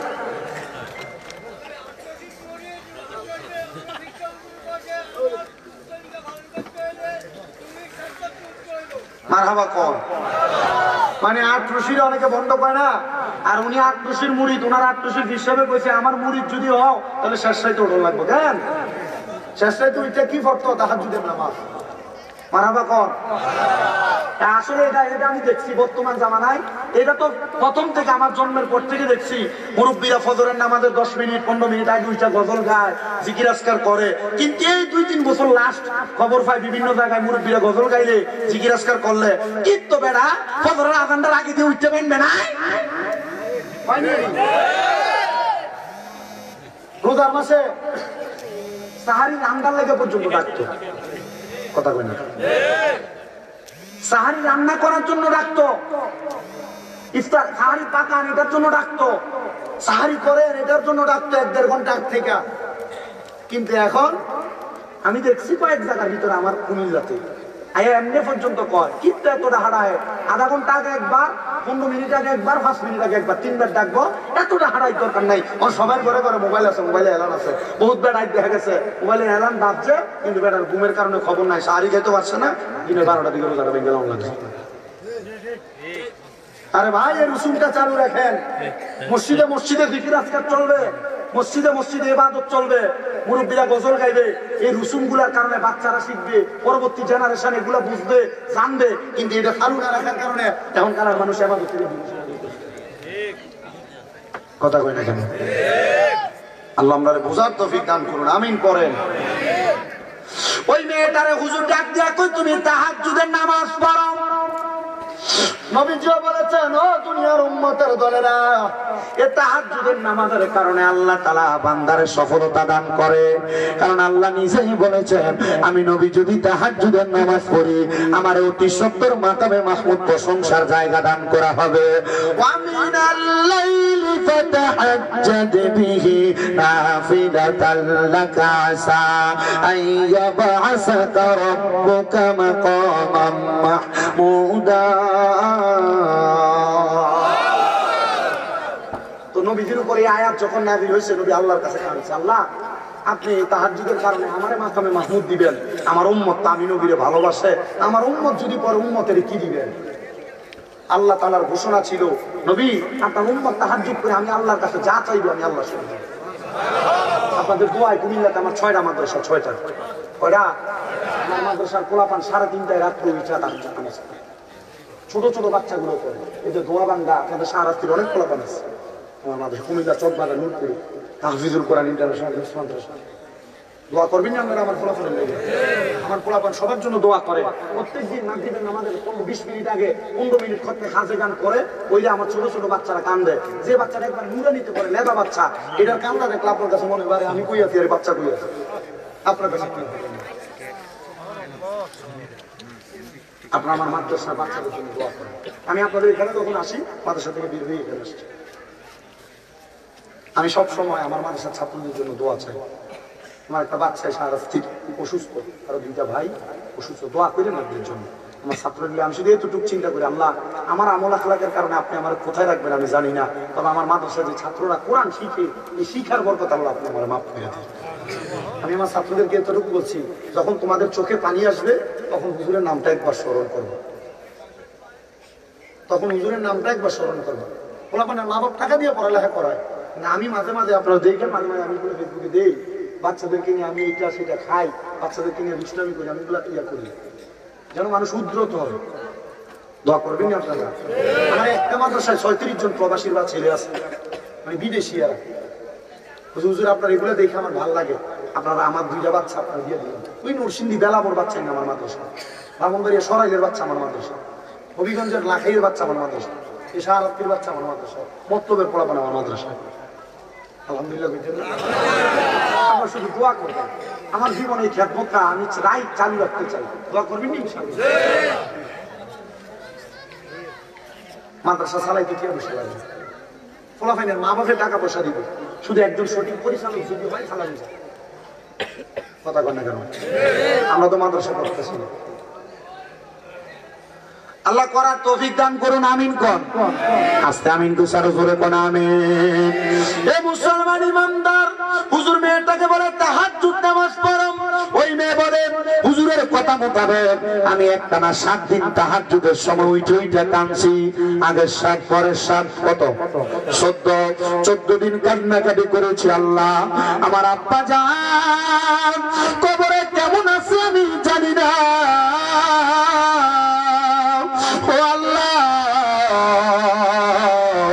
আমার আব্বা জানলে তুমি মাফ করে দাও, আমার আব্বা জানলে তুমি ক্ষমা করে দাও। আরে আমার বাবা, ও সারাস্তি এলাকার কাজের কাপড় আমার বাবারা, এবার মাইয়াটা যখন কান্নাকাটি করে মাইয়া ডাক দিয়া কই দুনিয়ার মানুষ আমি কাঁদতেছি।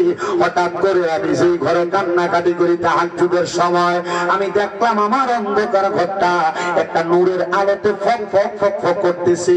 হঠাৎ কোন আলো যদি দেখে চোখ খোলা যায় না, আমি এমন অবস্থা দেখে চোখ খুলতে পারতেছি না।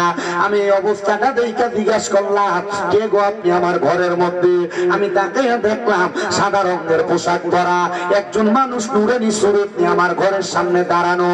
আমি ওনারে প্রশ্ন করলাম, কে আপনি? উনি আমার জবাব দেয়, ও মা, সেই বাবার কবরের আযাব মাফ করাইবার লাগা কান্দ, আমি হইলাম তোমার জন্মদাতা বাবা।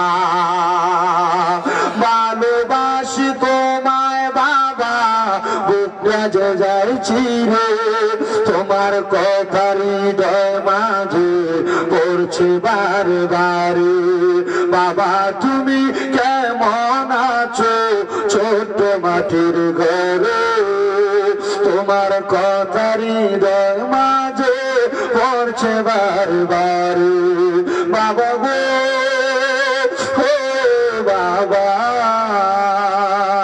বাবা গো, ও বাবা, বাবা গো, ও বাবা, বাবা গো, ও বাবা।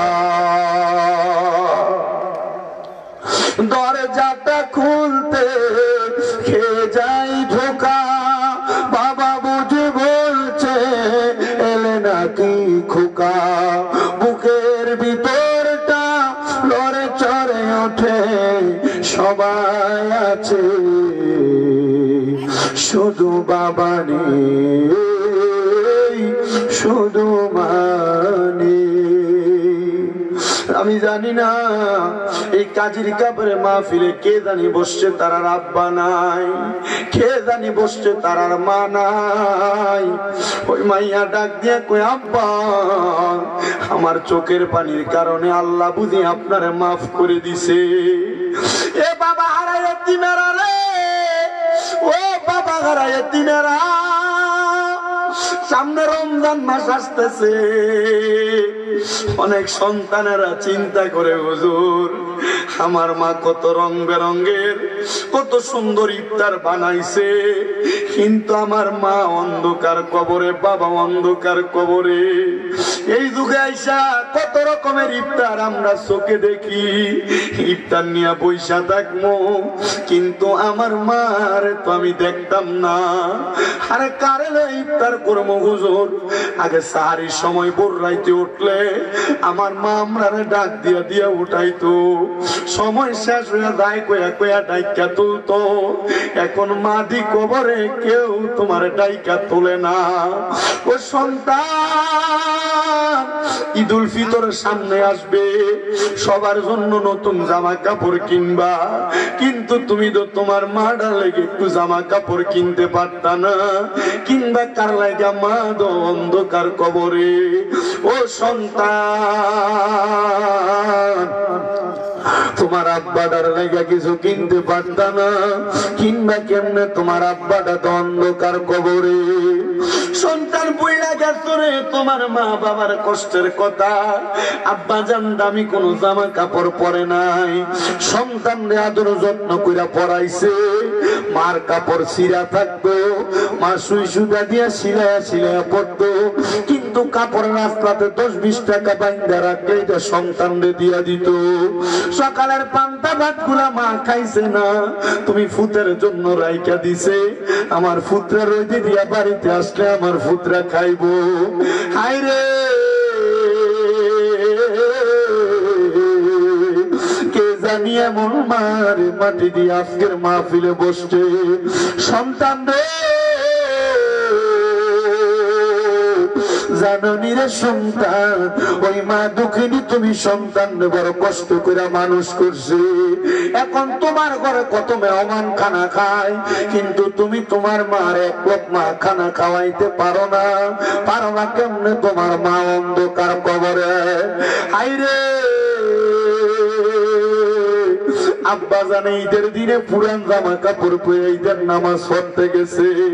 সন্তান যদি জিজ্ঞাসা করছে, বাবা আপনি কি নতুন কোন জামা কাপড় পরতেন না? আব্বা কইতো, এখন কি আর আমার ঈদের বয়স আসেনি? তুমি ফুতেরে নতুন জামা কাপড় বাপে কিনা দিছে, আব্বার যে টাকা নাই অভাবের কথা তোমার শোনাইছে না।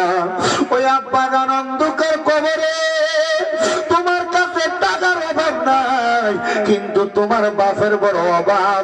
আব্বা জানবে 500 টাকা দিয়ে কিনে একটা লুঙ্গি পরাইতে পারো না। কিন্তু বড় দুঃখের বিষয় রে, অনেক সন্তানের মা বাবা বাচ্চা আছে, কথা সত্য, বাইরে বাইরে ঝগড়া কইরা মা বাপরে আলাদা কইরা দিয়া রাখছে। মা বউয়ের সাথে ঝগড়া হওয়ার কারণে মা বাপরে জুদা কইরা দিয়া রাখছে। অনেক সন্তান হয়তো আছে, বউ শুধু আপনার কথার কথাই কইছে, তোমরা 2-3 ভাই, তুমি কি লেগে তোমার মা বাপরে একাই সব বেলা ভাত খাওয়াও, ভাগ করতে পারো না, আরো 2-3 ভাই তো বাকি আছে। এই কথা শুই না বহু মা বাবা আলাদা আলাদা ভাত খায়, এক সপ্তাহে করে খায়, আরেক সপ্তাহ ওই করে, আরেক সপ্তাহ ওই করে, সকালে করে খায়, দুপুরে ওই করে খায়, রাত্রে ওই করে খায়। সন্তান রে, কেউ যদি এমন মা বাপরে জুদা করে দিয়া থাকো, তোমার মতো শ্রোতার আমার দরকার নাই। কারণ এই ও মাহফিল না, ওয়াজ মাহফিল না। যদি চাঁদপুরের সবচাইতে বড় আলেম আইনা তোমরা মাহফিল করাও, এই মাহফিল কোনোদিন কবুল হবে না। হুজুর কেন? কারণ ওই মা বাপরে বাদ না দিয়া তুমি ওয়াজ মাহফিলে বক্তার ওয়াজ শুনবা, কাম হবে না। মা বাপরে বাদ না দিয়া মক্কা মদিনা যেয়ে হজ করবা, কাম হবে না। মা বাপরে বাদ না দিয়া আল্লাহর কাছে সেজদা দিয়া কানবা, লাভ হবে না। আমি জানি বহু জায়গার ভিতরে গেলে আমার কাছে মুরব্বীরা আপনার ভিতরে চাপ দিয়ে বেরা কই, হুজুর ওয়াজটা কইরে, আমার ভূতে আমারে দমক দেয়, আমার ভূতে আমারে ভাত খাওয়ায় না, হুজুর আপনার জুদা করে দিছে, হুজুর আমরা বুড়া বুড়ি আলাদা আলাদা রাইন্দা খাওয়া লাগে। এ সন্তান মনে রাই করে, তুমি ফুতের জন্য যদি মা বাবার এক ফোঁটা চোখের পানিও ঝরে, তুমি ফুতে কিন্তু আল্লাহর কাছে জবাব দিতে পারবা না। বহু সন্তানেরা মা বাপরে শ্বশুর শাশুড়ি চাইতে বেশি দাম দেয় না। শ্বশুর শাশুড়িরে আব্বা আম্মা কইয়া ডাকে, মা বাপরে বুড়ি কইয়া ডাক দেয়, বুড়া কইয়া ডাক দেয়। সন্তান কেউ যদি এমন কাম কইরা থাকো, যাও তোমার পাউডি আমার সামনে দাও, আমি আমার জিব্বা দিয়া তোমার পাউডি পরিষ্কার কইরা দিব। শুধু ওয়াদা করবা, হুজুর আমি এখান থেকে বাড়ি যাই আমার মার পায়ে ধরে মাপ চামু, আমার বাবার পায়ে ধরে মাপ চামু। কারণ মা বাপ যদি তোমারে মাফ না করে, স্বয়ং আল্লাহ তোমারে মাফ করবে না। নবীজি তো বলতেছে সাখাতুর রাব্বি ফি সাখাতিল ওয়ালিদাইন, আম্মা আব্বার অসন্তুষ্টিতে আমার আল্লাহ অসন্তুষ্ট হয়ে যায়। তুই ফুদে মা বাপরে বাদ দিতি না, খাওয়াইতি না, মা বাপরে বুড়া বুড়ি কইয়া ডাকবি, জুদা কইরা দিবি, আর আমার আল্লাহ তোর প্রতি রাজি খুশি হবে? জি না, রাজি খুশি হবে না। আমার আল্লাহ বেজার হইয়া যাবে রে, আমার আল্লাহ বেজার হইয়া যাবে। সন্তান রে করো জোরে আবদার করি, ওই মা বাবার পায়ে ধরে মাপ চাইবা। আজকে এখান থেকে যাইয়া মা বাবার পাউডি ধরবা। যতক্ষণ পর্যন্ত তোমার মা বাবা মুখ দিয়া বলছে তোমারে মাফ করে দিছি, ততক্ষণ পর্যন্ত মা বাবার পাও চাইরো না। হুজুর কেন কেন কেন? কারণ মা বাবা যতক্ষণ না মাফ না করবে, তুমি সন্তান মাফ পাবে না। ও সন্তান,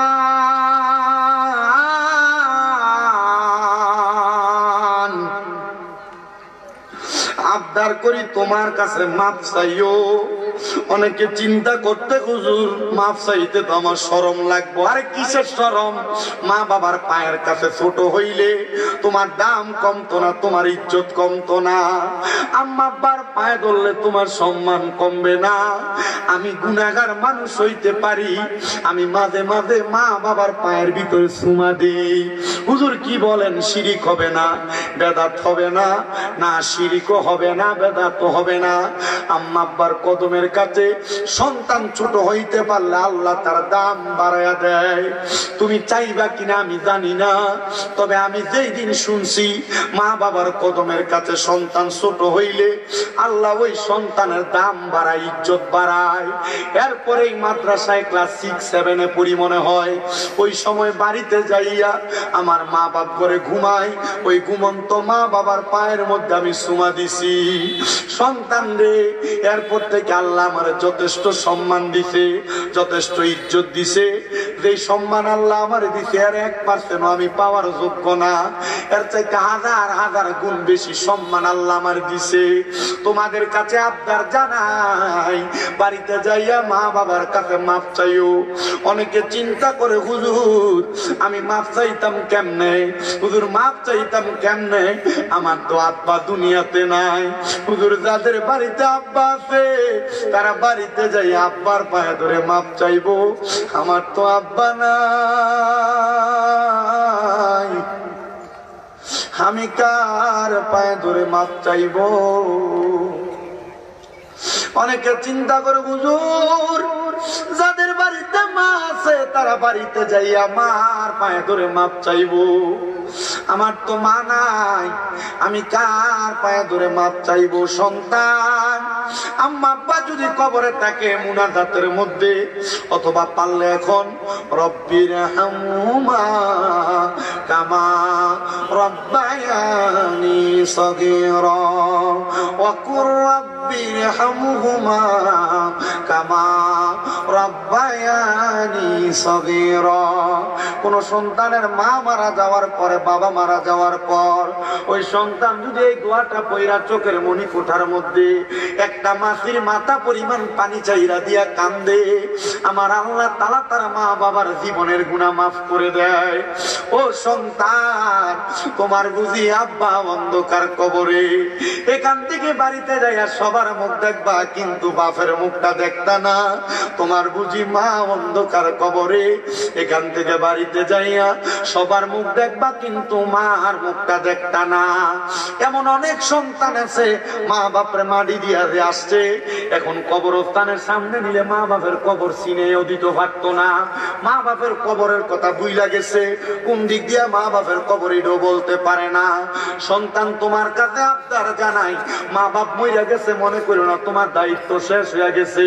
নবী আমার কয়, মা বাপ মারা যাওয়ার পরে একটা সন্তানের উপরে 5টা দায়িত্ব। নবী কি দায়িত্ব বলে? 1 নম্বর আসসালাতু আলাইহিমা, তার জন্য দোয়া করা। 2 নম্বর ওয়াল ইস্তিগফারু লাহুমা, তার জন্য ক্ষমা প্রার্থনা করা। 3 নম্বর ওয়া ইনফাযু আহাদিহিমা, আম্মা আব্বার কোনো ওয়াদা থাকলে, ঋণ থাকলে পরিশোধ করে দেওয়া। 4 নম্বর ওয়াসিলাতির রাহমিল্লাতি লা তুসালু ইল্লা বিহিমা, আম্মা আব্বার আত্মীয় স্বজনের সাথে সম্পর্ক বজায় রাখা। 5 নম্বর ওয়া ইকরামু সাদিকিহিমা, আম্মা আব্বার বয়সী মুরব্বিদেরকে সম্মান করা, ইজ্জত করা। কিন্তু সন্তান মা বাবার জন্য কি দোয়া করে আমি জানি না। মনে রাখবা, মা বাবার জন্য দোয়া করলে মা বাবার রূহ শান্তি পায়, আত্মা শান্তি পায়। হুজুর আমি দোয়া করবো কেমন? আমি দোয়া পারি না। মসজিদের হুজুরটারে লইয়া যায় কি কবর জিয়ারত করতে পারো না? এলাকার একটা আলেম লইয়া যায় কি কোরআন খতম পড়াইতে পারো না? মনটা কি চায় না মা বাপটার লেগে দোয়া করতে? আগে তো কত সুন্দর মা বাপের কথা স্মরণ করে রমজানে কোরআন খতম পড়াইতো, দোয়া দুরুদ করতো। কিন্তু এখন আর এগুলা রসুন না, এগুলা বন্ধ হয়ে গেছে। বহুত মৌলবীরা বেদাত ফতোয়া দিয়া দিয়ে কোরআন খতম বন্ধ করছে, খতমে তালিল বন্ধ করছে, খতমে শেফা বন্ধ করছে। এগুলা বন্ধ করে দিয়া দিয়া এলাকার মধ্য থেকে মানুষকে কোরআন সুন্নাহ থেকে দূরে নিছে। না রে বাবা, আগে কত সুন্দর সবিনা খতম করতো হাফেজ সাহেবরা মসজিদের ভিতরে, কত সুন্দর বাড়িতে মাইক লাগে কোরআন শরীফ পড়তো। এখন এগুলা থেকে মানুষ দূরে চলে গেছে, করতে চায় না। আরে করো করো করো, গুনাহ হবে না, সওয়াব বেশি বেশি হবে। কিন্তু তুমি তো এগুলা করো না। বলে হুজুর মা বাপ মরে গেছে, দোয়া করে আর কি করাম? তারা লাভ হইব কি? এরা যা করছে এরা কর্মফল কবরে ভোগ করব। আমি দোয়া করলে কি আল্লাহ মাফ করবো নি? এর সন্তানের দলেরা মনে রাখবা, একটা মৃত ব্যক্তির জন্য দোয়া করলে কত খুশি হয় তারা জানো নি? হুজুর কত খুশি হয়। একটা সমুদ্রে ডুইবা যাইতাছে ব্যক্তি, তারা হঠাৎ করে একটা নৌকা দিয়ে উদ্ধার করলে সমুদ্রে ডুবন্ত ব্যক্তি যত খুশি হয়, একটা মৃত ব্যক্তির জন্য দোয়া করলে তার আত্মাটা তার চাইতে আরো বেশি খুশি হয়।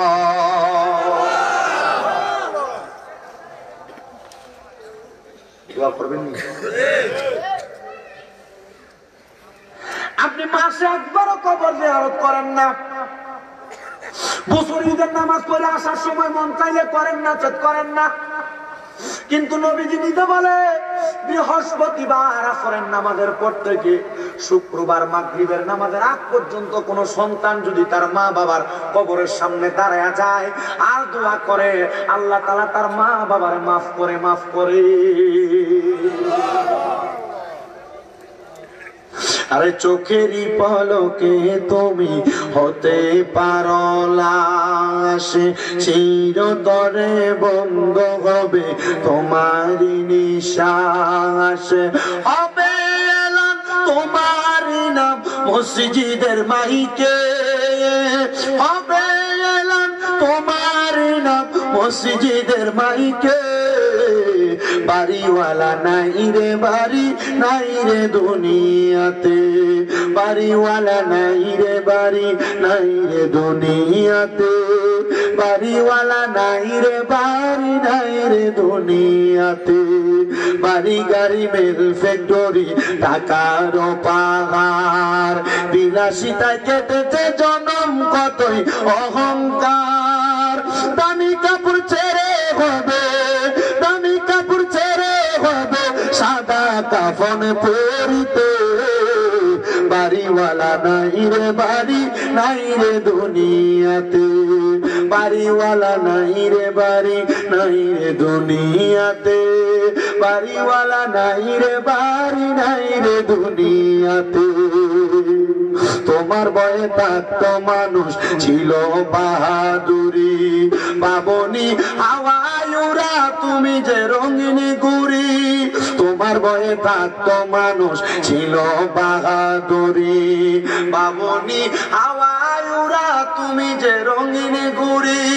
সুতোয় টানে দিলে মালিক, সুতোয় টানে দিলে মালিক পারবে না তাকিতে। বাড়িওয়ালা নাই রে বাড়ি, নাই রে দুনিয়াতে, বাড়িওয়ালা নাই রে বাড়ি, নাই রে দুনিয়াতে, বাড়িওয়ালা নাই রে বাড়ি, নাই রে দুনিয়াতে। মুসলমান, তুমি একদিন মারা যাইবা। যারা মা বাপের কবর জিয়ারত করেন না, দাদা দাদির কবর জিয়ারত করেন না, আত্মীয় স্বজনের কবর জিয়ারত করেন না। আমি বলবো লগের ফুটলারে লই আপনি আম্মা আব্বার কবর জিয়ারত করবেন। আপনার যে বাচ্চা আছে এই বাচ্চাটা ঘুরে নিয়ে নিয়ে কবর জিয়ারত করবেন। কি লেগা? কারণ আপনি যখন কারে নিয়ে নিয়ে অভ্যাস করবেন তখন আপনি মারা যাওয়ার পর এই সন্তান নিজে যায় কবর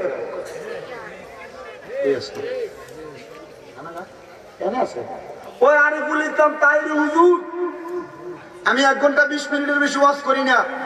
আমরা এতে দেরি হয়ে দেখতে বেশি করছি, তাড়াতাড়ি আয়ো বেটা, ভাত খেও না। আল্লাহ কবুল করুক, আমিন করুন। কারবে দেবেন কতক্ষণ তো কবর জিয়ারত করতেন যাবেন নি দাদারা নাতিদের কবর জিয়ারত করতে যাইও। আর নাহলে তুমি যখন যাইবা তখন তুমি মরার পরে এই নাতি কইবো হ্যাঁ আমার দাদা তো আব্বাম্পার কবর জিয়ারত করছে, তার দাদা দাদির কবর জিয়ারত করছে, আমি আমার দাদা দাদির কবর জিয়ারত করব। কতক্ষণ নাকি লেগা করার দরকার আছে না নাই? গতকালকে আমার 2টা মাহফিল ছিল, একটা ছিল কুমিল্লা দিদার মার্কেট কাশ্মীরপুর, আর একটা ছিল ব্রাহ্মণপাড়া। তো প্রথম মাহফিলে যখন গেছি এক ভাই পড়লো, ভাই উনি আমার কথা, হুজুর আমার কাছে সবচেয়ে ভালো লাগে আমার কোনো একটা ছোট্ট ছেলে। হুজুর আমার ছোট ছেলেটা হুজুর আমারে তার দেখলে ভালো লাগে একটা কারণ আমি তার জিগানতে সুরা পারে, ছোট বাচ্চা খুব সুন্দর, সে সুরা পড়তেছে আমার সামনে, আমার কাছে এটা দেখতে ভালো লাগছে। হুজুর আমার কাছে আরো ভালো লাগে কি জানেন, আমার আব্বা নাই। আমার ফুতে প্রত্যেক জুমার নামাজে গেলে নামাজে সালামটা ফিরিয়ে নামাজটা যখন শেষ, হুজুর আমার ফুতে আমার পাঞ্জাবি আর হাতে দেবে দাদা দাদা হুজুর আমার ফুতে আমার টাইম নেই আমার বাপের কবরের সামনে লয়ে যাবে। এই মিয়া ওয়াদা করেন, হাত তোলেন সবাই, ডান হাত তোলেন, বলেন আমরা আমাদের ছোট বাচ্চাদের সাথে নিয়ে কবর জিয়ারত করব। আসতে কইছিল এক বেটা শুধু আমি আরো জোরে কোন আমি করার দরকার আছে, বললে লাভ হইব। আগে সবে বরাতে ফোলাবেন করতো, কবরস্থান পরিষ্কার করতো, অনকালা করেনি আমি জানি। অনকাল শেষ এটি শেষ, পোলান্ডে ডাক দিল আইয়ে না, পোলান্ডে ডাক দিল আইয়ে না, করবেন নি আব্বাই? ছোট ছোট বাচ্চাদেরকে অভ্যাসটা করাইয়েন। আল্লাহ আমরা তৌফিক দান করুন। সবে বরাতে হালুয়া রুটি রসুন উঠে গেছে গা, এটি করে না। সবে কত রেতে মিলাদ পড়াইতো, কোরআন খতম হইতো, বেরিয়ে তখন কোরআন ফরাই বুঝে গেছে। ওই যে গেছে রমজান মাসে মহিলারা এরা কোরআন শরীফ যে বাস করে ঘিরে ফেসে রাখছে, অনবরে রয়েছে। আপনার কষ্ট হইতেছে না? উদা উদি এক সালন দিয়ে কতবার ভাত খাওয়ান যায়, বেশি বিরক্ত হয়ে যেতেছেন আমি বুঝতেছি। যদি বিরক্ত হয়ে যান আমার কথাটি কামে লাগবো মনে হইতেছে নি, চলবো। শুধু আপনারা না, আমি কিন্তু আপনার উদ্দেশ্য কই, ওই যে দেখছি এতলা চোখ এর ভিতরে শুনেও কিন্তু অনেকে হেদায়েতের কথা পায়। আমিন কর, আরো জোরে কোন আমিন। কোরআন শরীফের কথাটা বলতেছি। এক লোক আমাকে এই মিরপুরে 10 নম্বরে না 12 নম্বরে থাকে আমার কল দিচ্ছে, হুজুর আমি তো দাঁড়িয়ে রাখছি, আমার বউ তো বারবার যাওয়ানোর ঘরে আর আইয়া না। হুজুর আপনার ওয়াজ শুনছি, আপনি কবে কইছিলেন নবীর সুন্নাত দাড়ি যদি না থাকে, যদি কবরে যায় 3টা প্রশ্ন, মান রাব্বুকা আমি কমু রাব্বি আল্লাহ, ওমান দীনুকা আমি কমু দীনি আল ইসলাম। হুজুর কবরে গেলে 3 নম্বর প্রশ্ন করবো মান হাজার রাসূল, এই ব্যক্তির চিনুনি। হুজুর আমার দাড়িটি না থাকলে আপনি কইছেন নবী যদি আমার দিকে ছায়া ক আমি তোরে চিনি না। হুজুর নবী না চিনলে তা আল্লাহ চিনি। হুজুর আমি এই কথা চিন্তা করে আমি দাঁড়িয়ে রাখছি। হুজুর আমার বউ কইছে আমি দাঁড়িয়ে রাখুন, আমার বুড়া মানুষের মতো লাগে। হুজুর আমার বউ আমার ভাত খাইতো না। আমি বলছি যেই বেটি নবীর সুন্নতকে পছন্দ করছে না সারো, কথা কয় না কেন? আর যে বউয়ের কারণে নবী পাইতা না এই বউ দিয়ে কি করবা তুমি? আল্লামা হযরতে আল্লাহর ওলি হাসান বসরি বিয়ে করে নাই, ওনারা জিজ্ঞেস করছে আপনি বিয়ে করেন না কেন? নারে তাকবীর, আপনি তাকবীর দিছে, নারে রিসালাত, পবিত্র ঈদে মিলাদুন নবী হযরতুল আল্লামা আরিফুল ইসলাম তাহিরি সাহেবের আগমন এই এলাকার পক্ষ থেকে, কাজীর কাপের পক্ষ থেকে নারে তাকবীর, নারে রিসালাত, কন্যা বেটা মার হবে কি সুন্দর চেহারা, যে মোটা শরীর, যে সুন্দর ফাঁকি, যে টিয়া হয়েছে কামাই, এটা যে একটা সিলা দইরা খায়। আমরা এলাকার সন্তান নেই, কি বাড়ি দেন এটা লগে দিয়ে তো দিলে দিলে যে টিয়া কামাই মাশাআল্লাহ। মাঝে মাঝে যদি দিন যাবে টিয়া ডিকো ওইখানে আসে বড় বিলাতি, হ্যাঁ শুকাই গেছেন দেন, দোয়া করবেন না আপনারা। এতে মাহফিল বেশি করে দিচ্ছি তোর গলাতে বান মারি দিচ্ছে, কুফুরি তো বড় খারাপ, ঠিক না? আপনি কি দোয়া করবেন নি? গো এই গত কয়দিন আগে আমি মাহফিল করি ব্রাহ্মণবাড়ির সামনে, আজকার মাহফিলের আওয়াজ থামানো দিয়ে হবে কান মারি তো অজি গেলাম কি রে ভাষণ লাগাত মাহফিল কহ ওনানে মাহফিল ওই যে লোকের কারণে কে বক্তা আরিফুর রহমান তাহি তাহিনী কহ তাহি মা দেখছো নি ওদের বাড়ি করছে এত ব্রাহ্মণবাড়ি হচ্ছে না কি হয়েছে আছে আছে মাশাআল্লাহ ইনশাআল্লাহ আছে মারাবা কোন দোয়া করবেন নি ওরা লাই না না দোয়া করতে দোয়া করলে তারা কমে দেব দোয়া করবেন নি বলে হুজুর এতে আমরা লাই করবো নি গান এতেও করবো আপনার লাই দোয়া বলে হুজুর কেমনে আপনি যখন দোয়া করবেন হে দোয়া না করলে হে রুহানি দোয়া আপনার কাছে যাইবে এজন্য আমার এক হুজুরে কইছে তুই কেউর কাছে কেউ যদি দেহস তাল্লাকার কাছে দোয়া করতে দরকার নাই বলে হুজুর কেন তো তারা যে একটা তাল্লাই তুই দোয়া করবি দেখবি হে রুহানি দোয়া তোর মাঝে আইবে মারাবা কোন না। তো আমি শুধু এই কথাটা বলি, ওই ব্যক্তি যে দাঁড়িয়ে রাখছে এখন হুজুর এরপরে আমার ঠিকই তো এক সপ্তাহ করে ফোন দিয়ে হুজুর গোটা সাইডে দিছি তো হুজুর দোয়া করেন গোটা সারার পরে আল্লাহ তাআলা আমার এর সাথে সুন্দর বউ দিছে এবং কোরআনে হাফেজা মারাবা কোন বেটা। তাহলে যুবক মানুষ যারা দাঁড়িয়ে রাখেন না আমরা একটু চিন্তা করি, মাঝে মাঝে আরো অনেকেও